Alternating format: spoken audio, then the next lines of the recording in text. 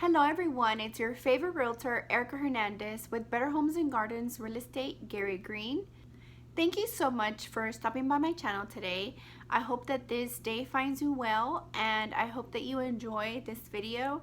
If you are new to my channel, my name is Erica and I am a realtor in Houston, and I normally provide a lot of real estate videos for my clients, whether they're buyers or sellers or investors. I usually try to make some educational content with everything to do with real estate. So here recently, I have seen the need for other types of videos for you guys that I think you may find useful.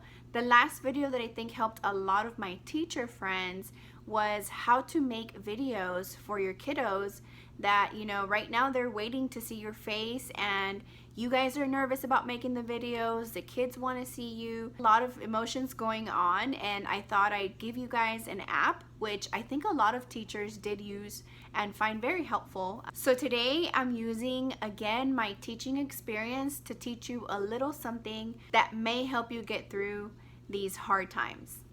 Alright guys, so I do have a book that I actually read when I was going to school to learn how to be a teacher, and this one's called Child, Family, School, and Community.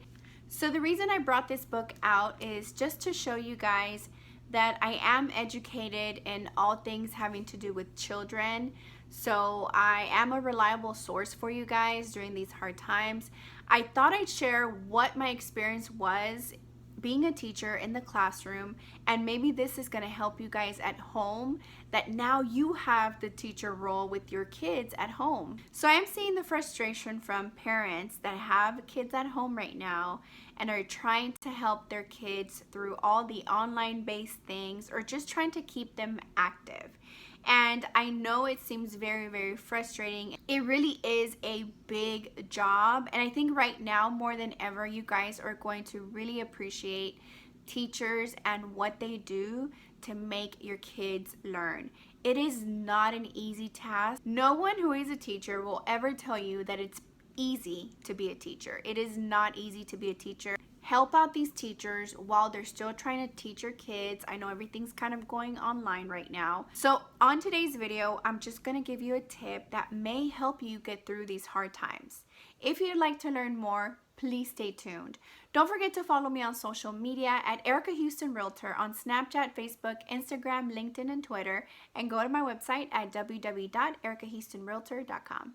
Alright guys, so the biggest tip that I want you to take away from today is something that I used when I was a teacher in the classroom. I know that it is really hard when you have your kids at home and they're not wanting to do any of their work.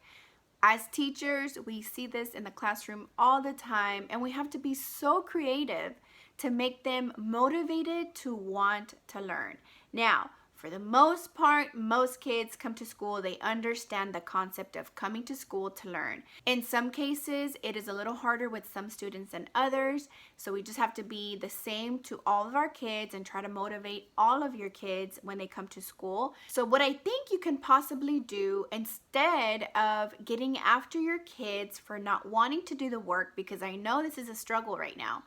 I know it because I was in the classroom, and whenever kids didn't want to do work, a lot of times, even as teachers, we're so tempted to give a negative reinforcement. So what does that mean?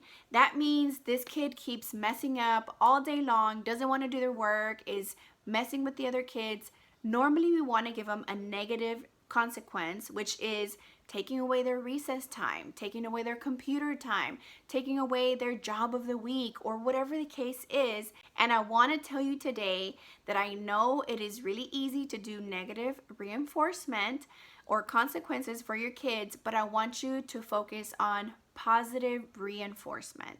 So let me explain what this means. So in the classroom, whenever I have any tough times with the general classroom as a whole, I usually have a reward system.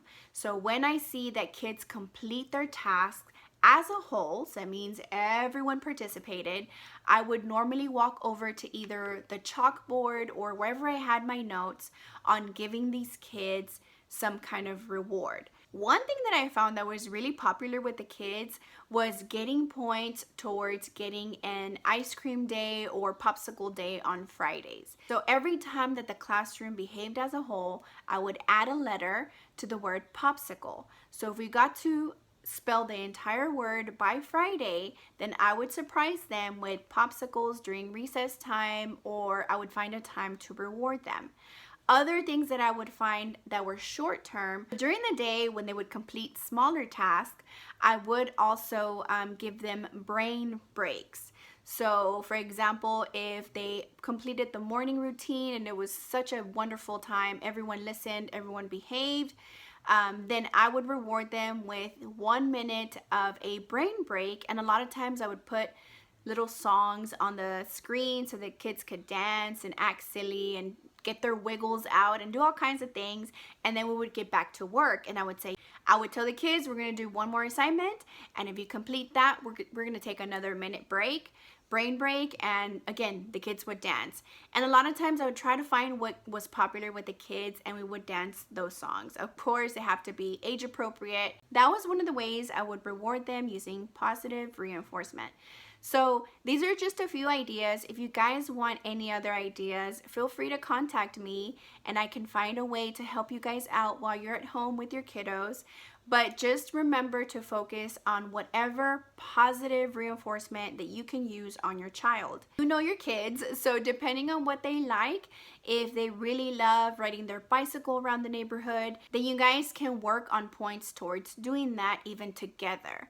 So saying, you know what, let's spell out the word bicycle, and if you are able to complete all your tasks, we're gonna go take a bicycle ride together. And you could make it, silly, or do something creative. So say we're gonna ride bicycles with our shirts backwards, or we're gonna ride our bicycles with our silly hats on. So anything to just make it a little bit more fun for kids, I think would help. So as you're at home with your kids, I want to leave this message with you. Make sure you are using positive reinforcement and rewarding them for the tasks that they do complete. And don't forget to reward yourself too. So as you complete whatever big project you have going on for work, while you're working at home, then you may reward yourself with things that you like. So maybe a little ice cream sundae after completing that big project that you were working on. Or just doing little things like going online to shop for some clothes when you finish a big project or something like that. Practice positive reinforcement with your kids. Practice it with yourself. And one more thing I forgot to mention, if you have more than one kid and your other child is already doing great, give that child the positive reinforcement, even if they're doing what they're supposed to and you usually don't have a hard time with them, so that way the child that's giving you a little bit of a harder time gets to see that you're giving something to the child who's completing the task. They may resent you for a little while and be all upset. Why do their sibling get to do that? But eventually they know that just completing the task, they will get the love and care that you're giving, the attention you're giving to your other children. So I forgot to mention that. That may be something that's super helpful. All right, guys, if I can think of any other tips, or if you guys want any other tips that may be related to having your kids at home and what you can do with them, feel free to contact me. And if you enjoyed this video, don't forget to give me a like and subscribe to my channel and hit the notification bell so you don't miss any other videos. I'm going to be posting a lot of content that I think may help you guys out. We're gonna get through this, and hopefully once this is all done, I'll definitely go back to making my educational videos for real estate. Right now, I think there's a need for these types of things, just slowing down, listening to people that have some kind of experience, and just trying it out. Trial and error right now is our best friend. We're gonna try to see what kind of things work with our kids and what kind of things don't. By no means am I an expert, so I do want to give that disclaimer. I went to school, I learned about how to work with behaviors and children and their families, and I just have experience, so I thought I'd share it with you. Good luck with everything, and I can't wait to see you on my newest video. Thank you so much for stopping by my channel today.